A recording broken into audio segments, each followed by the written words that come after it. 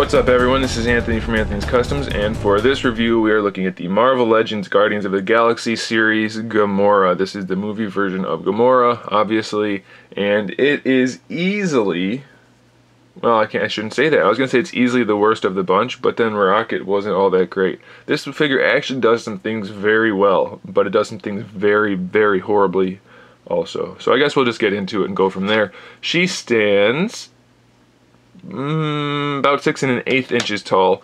The paint on this figure is actually pretty good. I like the way they painted the collar, the little hexagons on there, and then all the blue streaking throughout the uniform. It actually looks really good. We have variations between the flat black and the glossy black, so that looks really good. The quality of the paint application on the face, also really good. The shading on the hair, really good. So the paint might be the strongest feature of this figure. In fact, I think they are quite by a lot. The articulation is okay here and there and really bad in some other places, so let's get into that. The head, no hinge. It's just a ball peg, which means all we get is a swivel. There's no up and down really at all. So it's just the swivel and the hair gets in the way for that, so the head can't pose very well at all.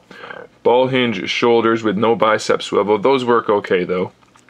No big deal, we've seen that before. We do have the bicep swivel in the elbow. It's not ideal, but it's something we're kind of used to at this point. We do have the hinge there. Slightly better, excuse me, slightly better than 90 degrees, but it's not great. And then we have a wrist swivel and a wrist hinge, which is pretty good. That's fine so far. And she has the gripping hands on both sides. We'll talk about those in a minute. We have a diaphragm joint for her torso, no ab crunch or waist swivel, so we can rotate it, but it looks really horrible, so I don't recommend that. It cannot go forward at all, so that's not good. It does go back a little bit, and then it does lean from side to side just the tiniest little bit. Not a whole lot though. One thing I want to point out about the head, is I didn't really make this clear, is that she can't look down. She's always kind of looking up, and the paint application for the eyes kind of lends to that. So even if she's technically looking straight ahead, it does look like she's looking up a little bit. So that's a bit of a problem with no ab crunch and no forward motion on the head. This belt is just a loose piece, so I guess that's okay. There's a little bit of paint on it, so that's fine. The hips, on the other hand, are not fine. I guess they've sculpted them this way to make them look better, but they still have a really big gap in there, so they don't look better. And the posability, they don't come forward quite all the way, but that's not so bad. They do go backward a little bit, so that's okay, but they don't go to the side at all. Not even a little bit, so that's just really bad design. It doesn't give her a better look aesthetically, and it's not good practically. Yeah, we're almost going back to the days of the Toy Biz Rogue butt. That really weird slant joint, and Elektra had it too. It's just not good, and they kind of duplicated that, so no bueno. We have a thigh swivel here, which is really nicely hidden, so I'm fine with that. Double jointed knee, fine with that. That's all good. The ankle, we took a step backward. We have no ankle rocker. We have a swivel at the ankle and a hinge at the ankle. I mean, it's hidden well because of this little sculpted piece there, but we have no ankle rocker, so that's problematic. But I guess it's okay, since her legs don't work anyway, you'll never need to use it. So I don't know, that's just the torso, the head, and the ankles, and the hips. All of those are bad. The arms are good, the knees are good. That's really about it.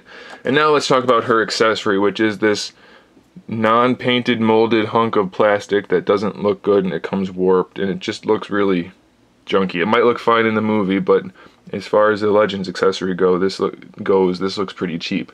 And even worse, she can't hold it. I mean, it just barely stays in her hand if you don't turn her upside down. That's it. If you hold her hand just like that, the gravity will keep it in place. But that's not good. And even on this side, it's worse on this side. So if you want her to actually hold it, you're going to have to wedge it in there, kind of up where the hilt is. Is that the hilt or the whatever? The thing by the blade. You have to wedge it in there. So that's no good. It's just, I don't know, and the likeness isn't very good either, I don't think, so it's kind of a letdown of a figure. It does, like I said, does a lot of things really well, so it's kind of disappointing that the other things it does so poorly really detract from it. It's really disappointing, because I do like the aesthetic of the figure. It's probably just going to stand there So I guess it's okay if you're trying to build a team. It's a must-have. Otherwise, it's an easy pass. Thanks for watching, guys. Stay tuned for more figure reviews, custom figures, and other good stuff. And in the meantime, keep collecting.